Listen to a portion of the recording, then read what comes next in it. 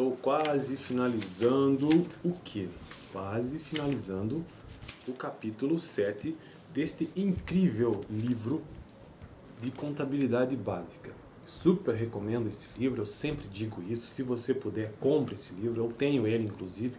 Mas como eu venho aqui na biblioteca, eu acabo utilizando todos os livros daqui. Mas eu tenho esse livro em casa, de tão importante que eu considero. Contabilidade Básica do professor José Carlos Marion. Todos os livros do professor José Carlos Marion são excelentes para você ter uma excelente noção em contabilidade. São livros bastante utilizados na faculdade de Ciências Contábeis, inclusive. Então, capítulo 7, né, demonstração do resultado do exercício, eu estou no final já deste capítulo. Esse capítulo tratou basicamente, tentando explicar o que significa essa demonstração.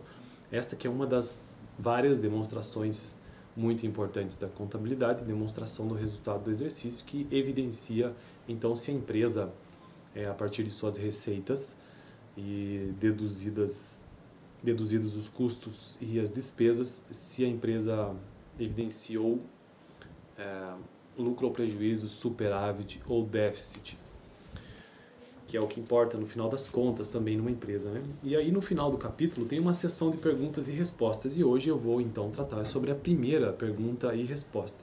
Qual é a diferença entre demonstração do resultado do exercício, que é tema deste capítulo, e a demonstração dos fluxos de caixa? Vamos lá então para a resposta. A demonstração do resultado do exercício, também conhecida como DRE ou simplesmente DR, é a forma científica perfeita de apuração de resultado, ou seja, apuração se a empresa apresentou lucro ou prejuízo, baseando-se no regime ou princípio de competência. Então, esta demonstração é baseada no princípio ou no regime de competência.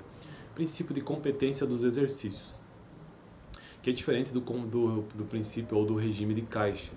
São coisas que se complementam necessariamente, mas que são diferentes por conceito, né? A DR ou a DRE narra com perfeição o resultado do período, sendo impossível a sua manipulação. Está dentro das determinações da teoria contábil.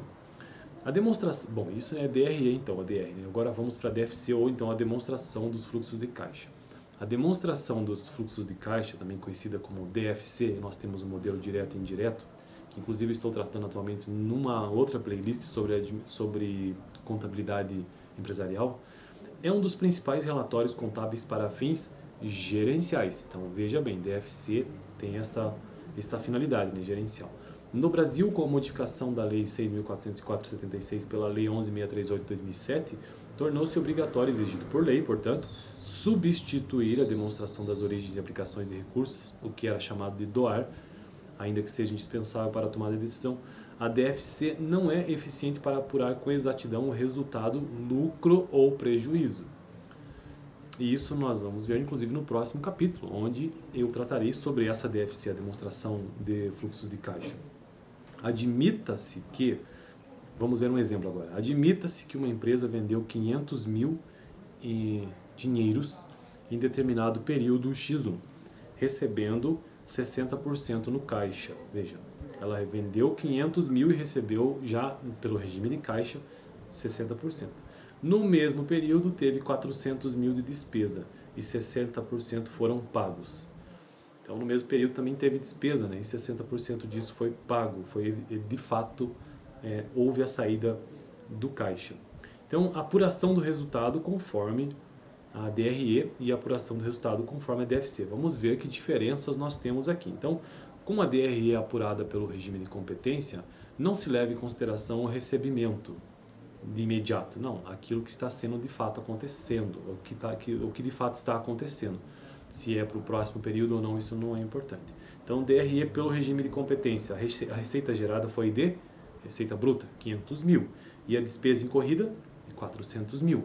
Logo, naquele período, obteve-se um lucro de 100 mil. É isso. Agora vamos ver a mesma situação, só que da perspectiva do regime de caixa da DFC. DFC, então, regime de caixa. Receita recebida de fato, 300 mil. Por quê? Porque a empresa vendeu 500 mil, mas recebeu no caixa apenas 60% disso, ou seja, 300 mil. E também teve uma despesa de 400 mil, mas somente 60% disso foi pago. Isso quer dizer que, em termos numéricos, você tem uma receita recebida de 300 mil e uma despesa recebida de fato pelo regime de caixa e uma despesa paga de 240 mil. Portanto, um superávit no caixa, ou então na demonstração de fluxo de caixa, de 60 mil. Veja que existe, então, uma grande diferença aqui entre uma DRE, que é pelo regime de competência, e uma DFC, que é pelo regime de caixa. Pela DRE, um lucro de 100 mil, e pela DFC, um superávit de 60 mil. E isso vai impactar também no balanço patrimonial, que eu já tratei aqui, inclusive, no canal, que é uma outra importante demonstração contábil, juntamente com a demonstração do resultado do exercício DFC, né? Balanço patrimonial, que evidencia o quê? O conjunto de bens, direitos e obrigações, evidencia o patrimônio de uma empresa, ou seja, o conjunto de bens, direitos e obrigações de toda a companhia. Afinal de contas, toda a companhia é composta dessa maneira, não só isso, né? Pessoa física também, né? Todos nós temos bens, direitos e também contas que fazem, as contas também compõem o patrimônio de uma pessoa jurídica ou de uma pessoa física. Bom, no caso do balanço patrimonial, apurado no 31/12/X1, nós temos que situação? Então, nós temos o ativo, né, no circulante, e o passivo circulante também, que é aquele período no curto prazo. Então, duplicatas a receber no valor de 200 mil e contas a pagar no valor de 160 mil. Daí você pode pensar, mas de onde que vem isso? Qual que é a origem dessa... O que está acontecendo aqui? Bom, lembrando que foram 500 mil realizados, os 500 mil que aconteciam em vendas, mas que foram recebidos apenas 60%. Essa diferença de 40%, ela vai parar aonde? Lá na conta clientes no ativo, né? No ativo circulante, duplicatas a receber no valor de 200 mil. Mesma coisa então com contas a pagar. Então houve uma despesa de 400 mil, sendo que 60% foram pagos. Mas e a diferença? A diferença está lá no balanço patrimonial, 160 mil. Beleza, então vamos ver o que temos mais por aqui. Admita-se que a empresa desejasse que seu lucro tivesse sido maior no período X1. Na DRE, isso é inalterável. Na DFC é manipulável, bastaria a empresa ter atrasado o pagamento de despesa. Nesse caso, o item de despesa paga seria menor e a conta a pagar seria maior e seu superávit seria maior. Pelo regime de caixa, se a empresa quisesse ter lucro menor, bastaria liberar seus clientes para postergar a liquidação das duplicatas sem nenhum ônus. Os clientes iriam gostar e a empresa teria menos receita recebida, mais duplicatas a receber, reduzindo seu superávit. Outra maneira de reduzir o resultado seria antecipar o pagamento da despesa. Ora, se o resultado é passivo de manipulação, conclui-se que o instrumento de apuração não é bom como mensuração do resultado.